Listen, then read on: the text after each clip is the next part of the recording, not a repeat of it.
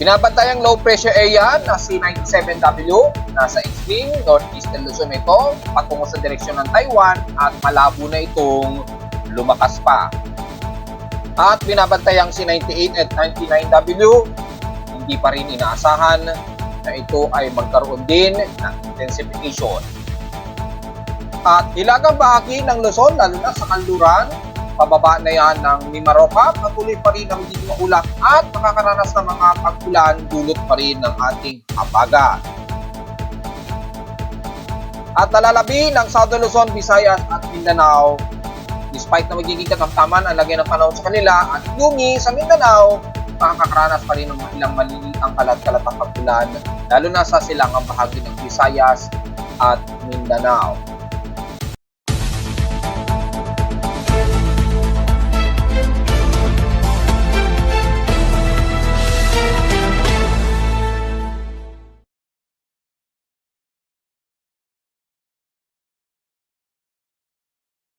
Hello, good morning mga folks. Welcome po muli sa ating Daily Weather Bulletin and Analysis para sa huling Lunes ng huling buwan ng July 29, 2024. Ang oras sa ating Boss may maga ay alas 8:12 na ng umaga. May maaga tayong thunderstorm advisory ngayon ayon sa ating dashboard at ngayong Lunes ay nakakaranas ng mga moderate and heavy rain showers at mga ilang pagkulog at pagkidlat. According dito kasama ang Metro Manila, Rizal, hanggang Cavite na po, Quezon Province, Batangas, Bataan at Zambales. So mostly dyan sa bahagi ng hilagang bahagi pa rin ng Luzon at kanluran nito. So pinag-iingat, kabilang pa rin ang makakaranas din ng halos kaparehong kondisyon ang bahagi ng Laguna, especially sa Victoria Pila at Santa Cruz sa loob ng 2 oras daw, according dito. So pag-iingat, pagdala na naman ng pananggalang sa ulan, at iwas sa mga pagtulog at pagkilat. Maliban lalo na dito sa bahagi nga po ng katimugang parte ng Metro Manila, diyan sa may bandang Cavite, pababa na yan ng bandang Batangas at Laguna area. Kita-kita naman sa ating Doppler radar imagery, makapal na kaulapan nito at may dala-dala pa rin mataas na water vapor, umaabot ng at least 10 to 20 mm cluster na water vapor dito sa kalurang bahagi ng Luzon mula sa Zambales at umaabot din sa parte ng Metro Manila, kaya mas makulim din tayo ngayon at napakagloomy ng ating sitwasyon at despite mataas ang humid pero mababa naman ang temperatura. So expected overcast tayo. So medyo moody ang ating panahon ngayon sa Metro Manila at overcast. So inaasahan natin na magkakaroon tayo mga kalat-kalat pa rin ng mga pag-ulan itong maghapon sa unang araw ng pasukan ng buong public schools na ngayon. Dahil ngayon ang unang araw ng pasok sa mga pampublikong paaralan. So sa mga kabataan natin ay ingat na lamang dahil makakaranas pa rin tayo ng ilang mga kalat-kalat na pag-ulan sa Metro Manila.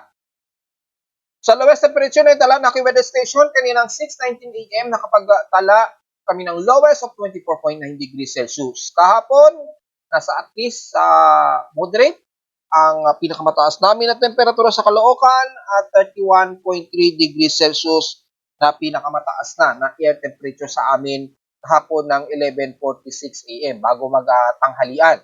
Ibig sabihin na natiling mababa ang aming heat index at 40.2 degrees Celsius lamang despite na pasok pa rin sa may bandang danger level, maituturing pa rin comfortable na ito sa amin sa Caloocan.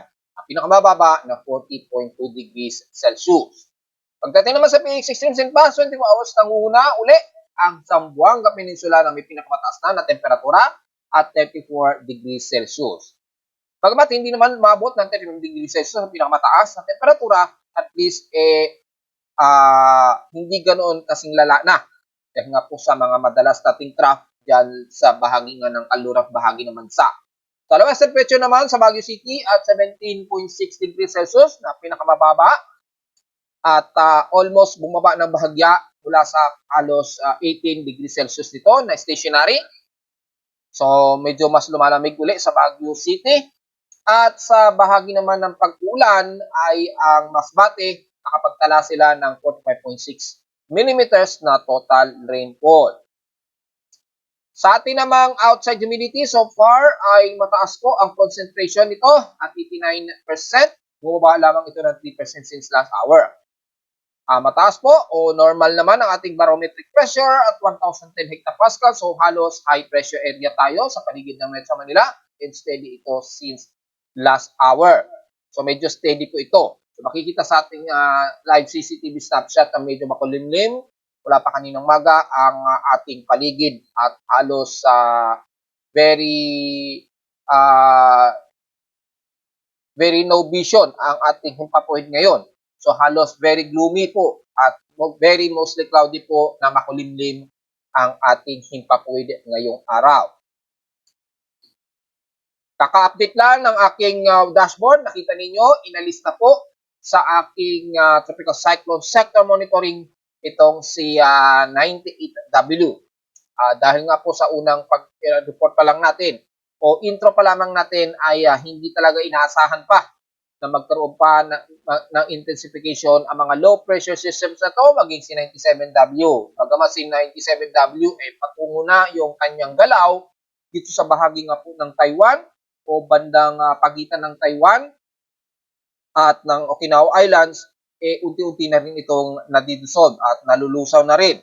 So, gaya ng ating mga analysis ng nakarang araw, ay wala tayong significant o talagang hindi inaasahan talaga na magiging isang active low pressure area ito. Kaya hindi natin masyado tinututukan na dahil mababa naman ang naging confidences nila.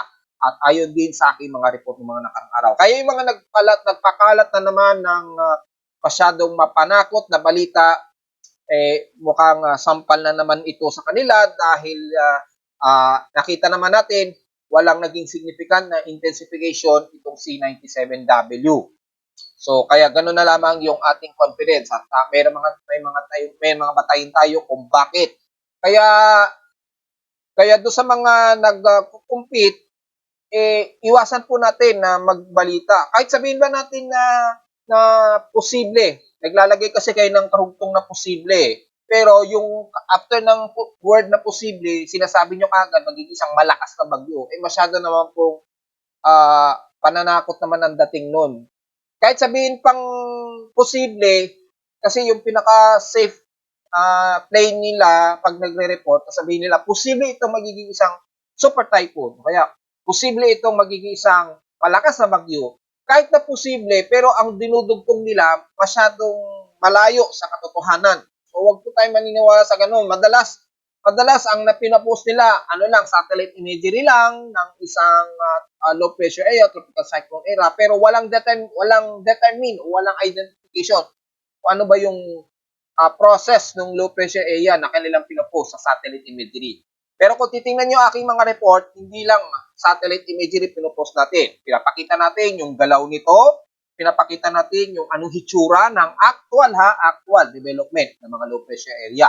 Hindi lang simpleng satellite imagery lang. Madalas makikita ninyo sa mga YouTube channel at mga Facebook page, madalas windy ang makikita ninyo tapos malayong satellite imagery lang makikita nyo. Tapos wala man lang specific identification o tuturo nila kung nasaan yung low pressure area.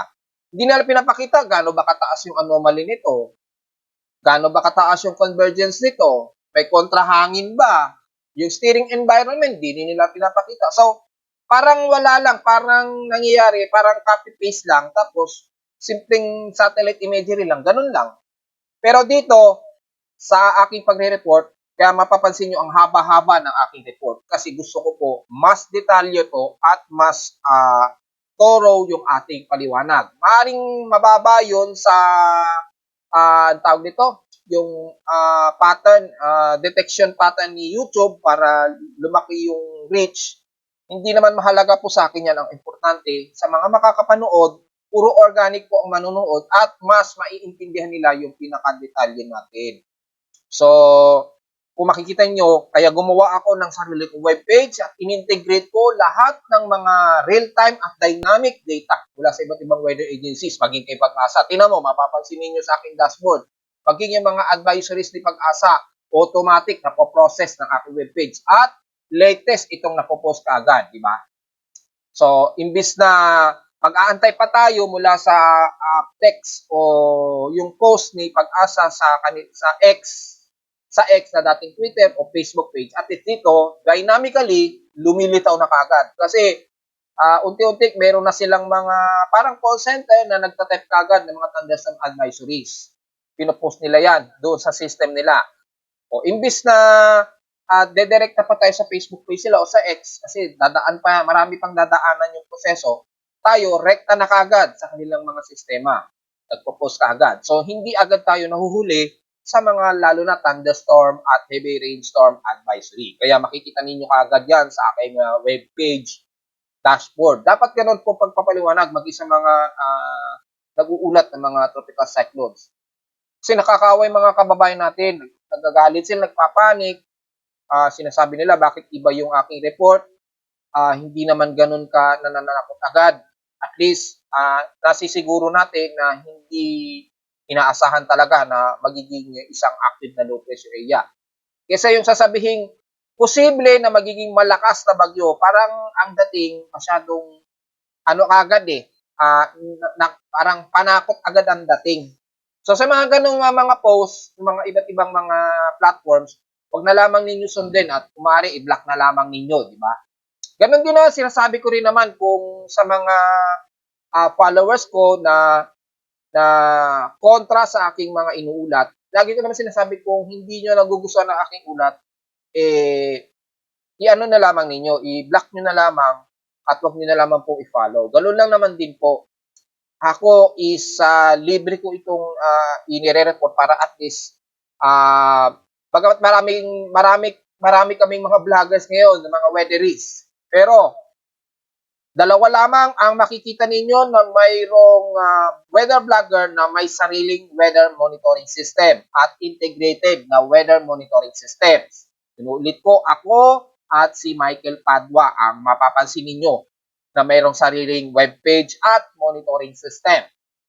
Ibig sabihin doon ninyo malalaman na yung mga seryosong mga weather vlogger po na hindi lamang na copy-paste lamang sa iba't ibang mga weather agencies tapos pinopost lang. Kami ay integrated po at proseso ng aming mga webpage. So, ganun po kami kaseryoso at hindi yung basta lamang na nagpo-post na wala pong mga basihan. So, diretso agad tayo sa ating high tide, low tide status at may 4 hours tayong natitira. So, kasalukuyang medyo high tide po tayo. Kung sisilipin natin yung status mula sa ating almanac tides, kung gaano kataas ito, so far, 1 meter po ang pinaka-highest, kani-kaninang alas 4. So, ina-expect na mas bababa ito ngayong tanghali o mamayang hapon po, mga bandang tanghali at 12 ng tanghali. So, despite na mataas, medyo mataas pa rin ang pag-alon dyan sa may kalurang bahagi ng Northern Luzon at extreme Northern Luzon. So, kumari, medyo wag po muna tayong pumalaot. Dahil kung titingnan natin ng detalye mula sa ating tropical cyclone forecast assessment, kung saan doon natin nakikita yung wave height, ay makikitang medyo mataas pa rin. Although ngayong araw ay unti-unti nang kumakalma sa may bandang within 10 nautical miles sa extreme Northern Luzon, pero kung maaari i-restrain muna tayo o medyo mag-ingat lalo na di sa kanlurang bahagi ng Northern Luzon dahil malakas po ang bugso ng hangin, dulot po ng ating hanging habagat dyan. So despite na hindi nakataas dito yung alon, ay delikado pa rin po lalo na sa bugso ng hangin ng habagat at may napabalitaan daw po na nagkaroon ng oil spill sa may bandang kanluran. Hindi lang natin ma-specify sa ngayon pero lumabas po sa mga balita may oil spill daw dyan sa may bandang kanluran na mayroong isang tanker, oil tanker na lumubog at may dala-dala po napakaraming oil na kumalat na dyan sa may karagatan na yan. So medyo mag-ingat po tayo at kung maaari restrain muna lalo na sa mga malakas ang binubugso ng hanging habagat sa kanluran. Pero the rest ng bansa naman ay pwede naman pong kumalaot, lalo na sa may Southern Luzon na, Visayas at Mindanao na, dahil wala naman tayo nakikitaan na tumaas ang alon at mga gale warning according dito. So, okay naman po, maliban na lamang siguro sa may Bantang Batanes, Tupok Island at kalurang bahagi ng Luzon para mas sigurado tayo ng pag-iingat. Yung ating air quality, good na po. Hindi gaya kahapon, nag-moderate ang air concentration. So, wala tayong magiging komento masyado dyan. Diretso agad tayo sa almanac. Sumikat ang haring araw at 5:38 AM at inasang lulubog ito mamayang 6:26 PM. Ang ating 40% illuminated na lamang na 1 in 3 halos buong linggo na nakikita natin ang buwan tuwing gabi dito sa amin sa lalo na sa Metro Manila at ilang parating ng Lolo Luzon, medyo hindi masyado kita itong yung ating bulan, yung ating buwan. Bagamat hindi makikita ay sisikat ito madaling araw na po o hating gabi at 12:33 AM at kinabukasan naman ito ng tanghaling tapat lulubog at 12:56 PM. So napakaalanganin na po. Kung titingnan natin, palubog pa lamang ang ating buwan at elevation 60 degrees elevation. Palubog pa lamang. So kung medyo maliwalas ang himpapawid sa inyo, matatanaw na po ang pag-moonset ng ating buwan. Malabo dito sa amin sa Metro Manila. Sa ating local weather outlook para ngayong Lunes at Martes, magiging maulap ang ating himpapawid at inaasahan ang mga kalat-kalat na pag-ulan. Forecast po ito na may mga pagtulog at pagkidlat halos buong maghapon po, buong maghapon daw. Tsansa ng pag-ulan, 100%. So kahapon ay iba ang ipinakita sa kanya kahapon. Naglalaro sa 46 to 60%. Ngayon, balik sa 100%. Well, dahil nga po, nakita naman na patuloy ang usbong ng habagat dito sa kanluran pa rin ng Luzon. Kaya nagpapakabot sa Metro Manila yung trough ng habagat na ito at nakakaranas kami ng mga mahihinang pag-ulan sa Caloocan. Bukas ng Martes, ganoon din magiging maaraw ang paligid. Asahan din ang mga localized thunderstorms at mga kalat-kalat at ulan. Pero dito ay 48% daw ang naka-forecast. So maaari pang magbago yan every 6-hour period. Alam naman natin, every 6-hour period ang nagbabago yung mga forecast na ito. Highest and lowest temperature expected naglalaro sa 30 to 32 degrees Celsius and lowest temperature expected ay 25 to 26 degrees Celsius. Ayun naman sa local weather advisory, kaninang 3 AM pa to, so late na po to. Pero babanggitin pa rin natin for the sake ng official report ni Pag-asa. Namataan itong low pressure area sa layong 220 km northeast na ng Apari, Cagayan. So maliwanag po na hindi masyadong significant na tinututukan ng inyong lingkod dahil napaka-insignificant na siya na maging isa pang ganap na bagyo according dito. So namataan sa layo 220 km northeast na ng Apari, Cagayan at ito ay inaasahan ng malulusaw within 48-hour period habang patungo ito sa direksyon ng Taiwan or pagitan ng Taiwan o ng Okinawa Islands. Either way, kung saan man ito dumaan ng pahilagang kanluran, inaasahan unti-unti na po itong padulusaw habang sumasalubong sa shear ng hanging habagat. So, diretso agad tayo sa ating ginagamit na satellite imaging. Makikita natin ang makapal na kaulapan pa rin ito at malakas na bugso ng shear ng hanging habagat dito sa may extreme northwestern Luzon. So, yan ang tuluyang magpapalusaw sa low pressure area na binabantay natin dito sa hilagang kanluran na. Hilagang silangan, sorry.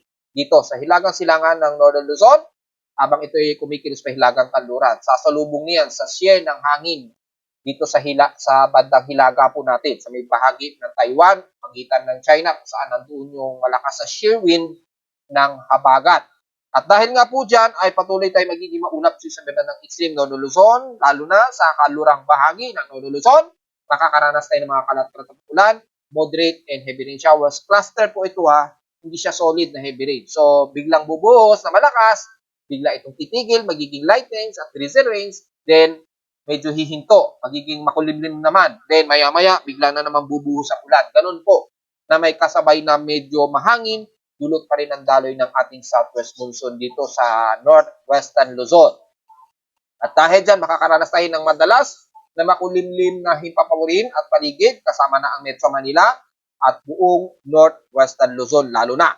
At makakaranas tayo mga kalat-kalat sa pag-ulan habang nag-i-integrate yung mga water vapor dito sa paligid ng kanluran ng Northern Luzon, pabuhatay ng Metro Manila at ilang parte ng Calabarzon at Mimaropa area. Malawak po ang mga kulapan dyan. So makakaranas din ng mga ilang mga kalat-kalat na pag-ulan.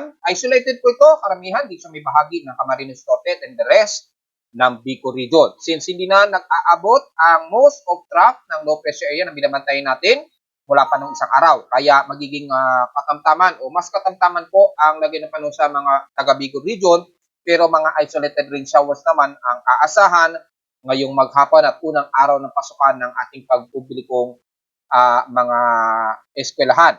At pakita naman natin mula sa buong bahagi ng South Luzon, despite na maulap pa rin tayo, pero mas katamtaman pong umiira dyan. Mga isolated rain showers na lamang at mga ilang pagkulat at pagkidlat sa hapon o sa gabi ang mas iiran. Ganon din sa bahagi ng Visayas, sa kanluran ay katamtaman din. Medyo fair weather po tayo, magiging partly cloudy at mostly cloudy lamang tayo at all times na makakaranas sa kanlurang bahagi ng Visayas. So medyo may mga isolated rain showers din tayo iiran. Kabilang na ang Central Visayas, mula Bohol at Cebu area at kasama na ang parte ng isla ng Masbate, Leyte, hanggang Eastern Samar na po dyan sa may silangan ng Visayas.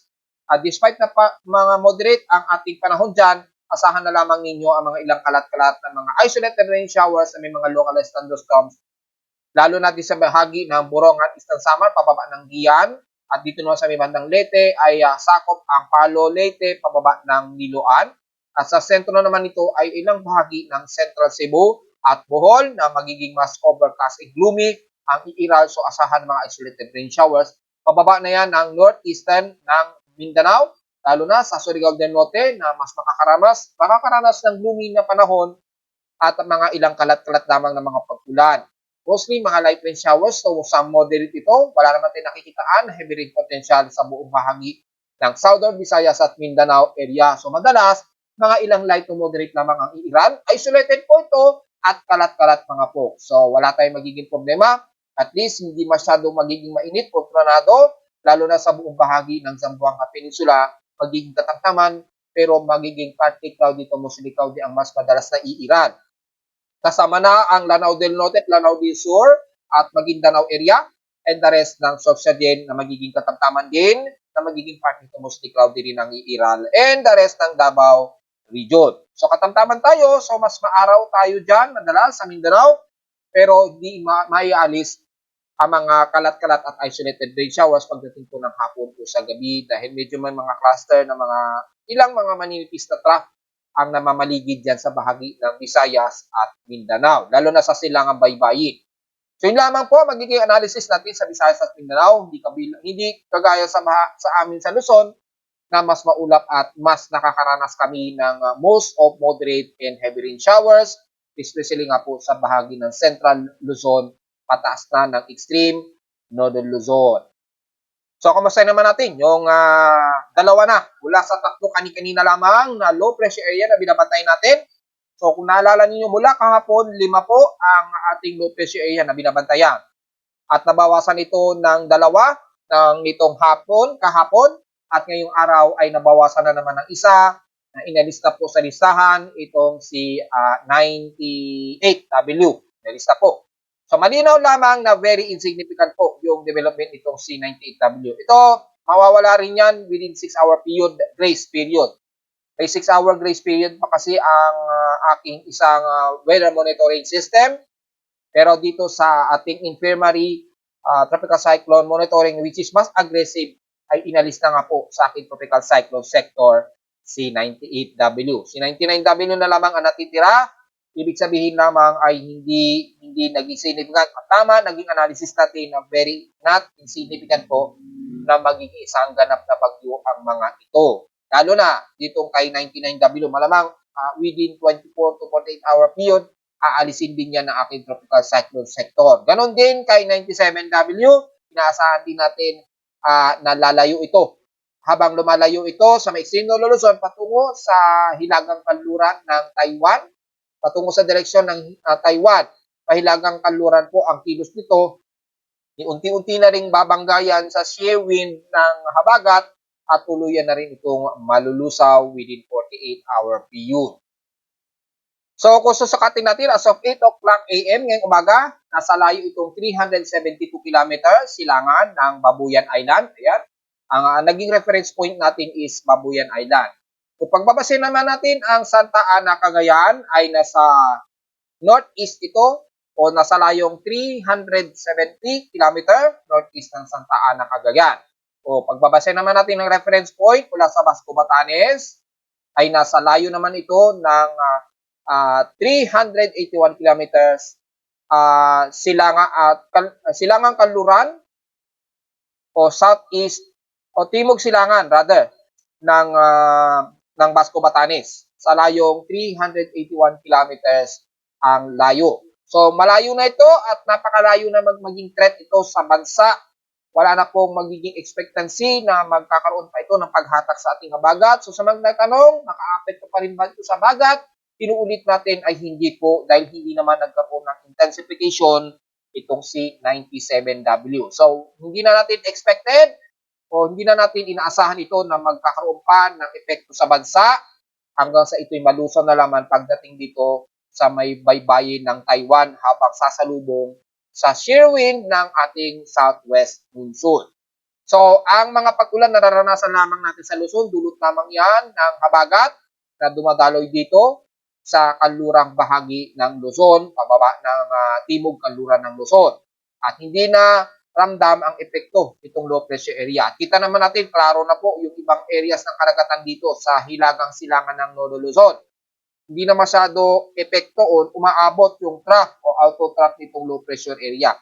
Dahil masyado na malamig ang temperatura sa area na yan, kaya hindi na rin tatagal na malulusaw na rin yan sa loob ng 24 to 48 hour period si 97W. So again, ay nasa extreme northeastern Luzon na po ito at inaano natin ay nasa layong 370 kilometers northeast ito ng Santa Ana, Cagayan na po. At sa layo naman dito, mga 371 o 371 kilometers silangan naman ito ng Babuyan Island. So malayo na at malayo na halos sa bansa, sa bahagi ng Luzon. So hindi na masyado threat itong si 97W kahit pa mag-intensify ito pagdating sa may baybayin ng Taiwan, halimbawa lang. So I guess yan ay magiging huling analysis natin kay 97W. Huling center air pressure ni 97W ay nasa 1,003 hectopascals. Expected, pinakamababang atmospheric pressure na yan, pero walang significant na changes sa kanyang initial wind speed. So, nanatiling 28 km per hour initial wind speed ito at bugsong 35 km per hour ang initial wind gust in 1 minute average wind speed. So, hindi natin masyado concern na ngayon yan at ito na siguro ang huli nating pagpuulat o analysis para kay 97W. Dahil inaasahan na natin nga, malulusaw yan sa loob ng 48-hour period. Samantala, ito namang si 98W na natiling nasa vicinity pa rin ito ng Caroline Islands. Sobrang layo pa ito sa silangang bahagi ng bansa sa labas ng ating Philippine Area of Responsibility. Pero gaya ng ating analysis, inalis na nga si 98W sa aking tropical cyclone sector at natira na lamang itong si 99W na. So wala na pong threat yan sa bansa dahil pahilaga naman ang direksyon nito at hindi ito nakikilos ito pakanluran na lalapit sa border ng PAR. So, kamusta naman natin ulit ang sitwasyon sa ating mga dam levels and historical data ngayong araw ng July 29. Makikita natin ay normal lahat ng dam except na nag-overflow na naman itong si Ipo Dam. So, expected natin na magbubukas na naman ng gate yan para magbawas ng sobrang dami ng kanyang tubig sa dam ng Ipo Dam. So, wala na pong nakabukas na gate. Ibig sabihin ay sapat na ang most ng ating mga dams. At so far, mula kahapon na nasa 186.24 ang dam level ni Angat Dam, ay ngayong araw ay nasa 187.10 meters na po ito. So halos magsa 7 meters na po, o to be exact, yung deviation, bull curve niya ay 6.98 meters na po. So mataas na po yung kanyang sapat na supply kay Angat Dam. Kaya lang, kung tutingnan natin sa pinaka-total, from maximum deviation na mahigit 200 meters, ay medyo hindi pa ito sapat sa level ni Angat Dam. Dahil kung titingnan natin, una, mula kay Angat at Magat Dam, ay despite na patuloy ang pagtaas ng karagdagan sa kanilang mga dam levels, ay makikita po natin na hindi pa po sapat yung pinaka-level ni Angat Dam.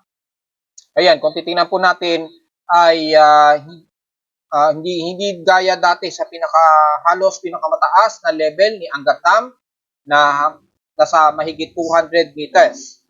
So dito kung i-compare natin, hindi pa siya sapat para man lang mga lahati sa pinakamataas na deviation niya na 203 o mahigit 200 meters.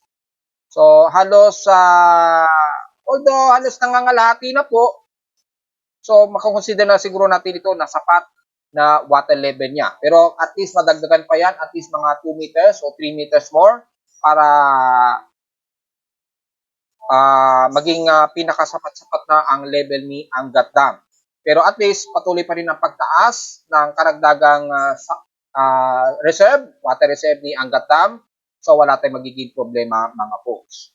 So inulit natin, pwede na nating makita po yung pinaka-annual o yearly na water dam levels natin. Namomonitor natin kung kailan madalas bumababa yung water reservoir ng ating mga dam at kailan ito nagre-recover. So napakalinaw po na tuwing nagsa-summer po o yung nagda-dry season tayo, dito lamang ito bumababa. At pagpasok ng tag-ulan, mapapansin natin doon na ito nagre-recover yung mga dams natin. At least meron tayong pinaka-kompletong detalye at mas namamanmanan natin yung pinaka-detalye ng mga dams natin. Kung kailan nagre-recover tuwing tag-ulan at kung kailan naman ito nauubos halos tuwing dry season naman mga folks. At least meron tayong mga monitoring assessment gaya nito para mas malinaw nating nababantayan kapag magdadating yung susunod na taon at kapag magda-dry season para mas handa tayo matugunan yung mga months na ito na kung saan madalas bumabagsak ang ating mga dam levels. So again, ay ang Ipo Dam lamang ang nag-overflow according to sa ating monitoring. So inaasahan natin magbubukas po ng gate itong Hydrological Center ni Pag-asa at the rest normal naman at patuloy na tumataas mula kay Angat Dam, Lamesa at Ambuklaw Dam. Sa ulat nito naman, wag po tayo magtataka kung bakit marami tayong mga significant noise. Ay minsan kasi pagka malamig ang paligid, nagko-contract yung ating mga coils, yung ating mga pendulums, kaya minsan nagkakaroon ng mga intermittent noise. Pero normal po yan at hindi naman yan isang uri ng lindol. Kasi mapapansin natin yung differences kapag isa itong uri ng lindol at hindi. Yan ay mga noises lamang. Minsan, pag kami mga solar flare din at malakas yung significant impact ng solar radiation, minsan umaabot at nadidetect sa aking seismometer. Kaya nagkakaroon din ng noise. Pero sa ngayon ay ganun din, malamang dahil sa sobrang lamig ng paligid, nagkakaroon ng contraction sa ating mga pendulum. Kaya biglang nagkakaroon ng mga significant na noise. Normal yan, pero kung titingnan natin, wala naman tayo na-detect na malakas ang mga paglindol. Pero kung titingnan naman natin sa data feed mula kay PBOX, mula kaninang madaling araw, ay wala naman ding namataan na magnitude 4.0 pataas. At medyo kukunti pa lamang yung mga mahihinang mga paglindol. So, diretso kagad tayo sa ating historical earthquake data kung ilan na po ang lindol natin ngayong araw sa buong bansa. Pinulit ko, starting ito magnitude 2.0 pataas. Hindi po natin isinasama ang magnitude 1.0 pataas. For the month of July, yan, ay nasa total of 1,012 earthquakes na po tayo. So, lumagpas na tayo sa 1,000 na higit na total earthquakes. 952 dito is magnitude 2.0, 57 sa magnitude 4.0, at nanatiling walang nadagdagan sa magnitude 5, na nanatiling dalawa, at wala po tayong recorded na magnitude 6.0 at isang magnitude 7.0. So, mukhang pinakakonti po ang malakas ang pagyanig natin ngayong buwan, ha? Na nasa dalawa lamang ang ating total earthquakes na magnitude 5.0. Kaya lang, meron tayong nai-record na isang napakalakas na pagyanig na umabot nga po ng mahigit sa magnitude 7.0.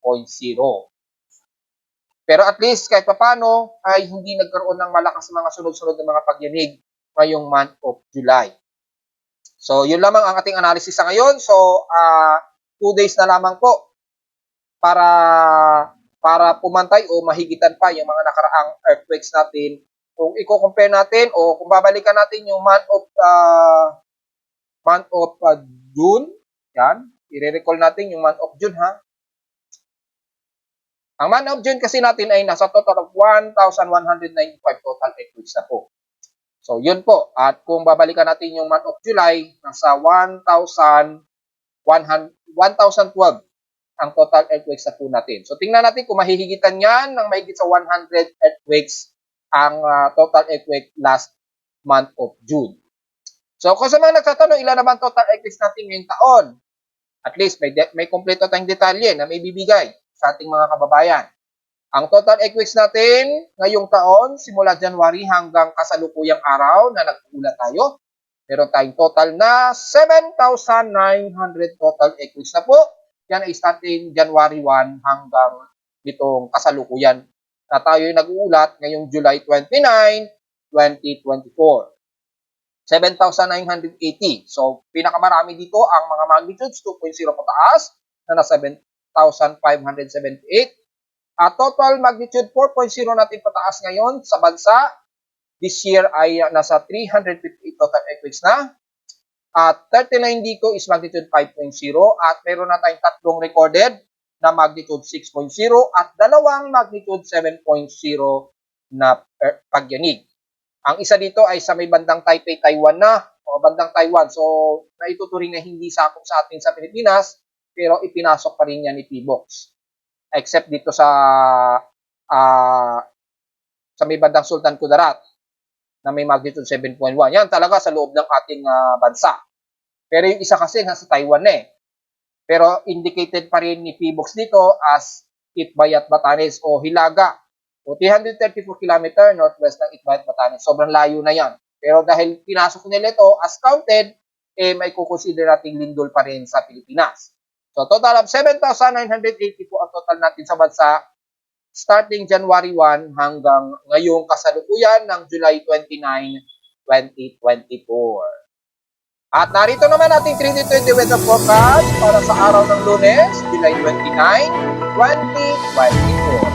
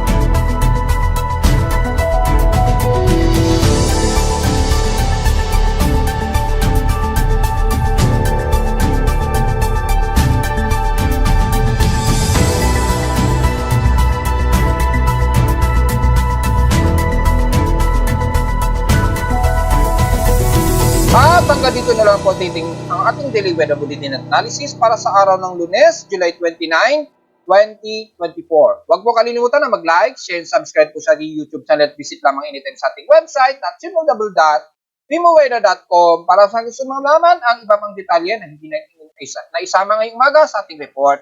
At visit lamang din sa ating webpage, lalo na sa gustong malaman ang dynamic at real-time mula sa aking weather station mismo sa Caloocan. At typically, hindi naman natin masyadong concern na yung binamatay nating mga low pressure systems.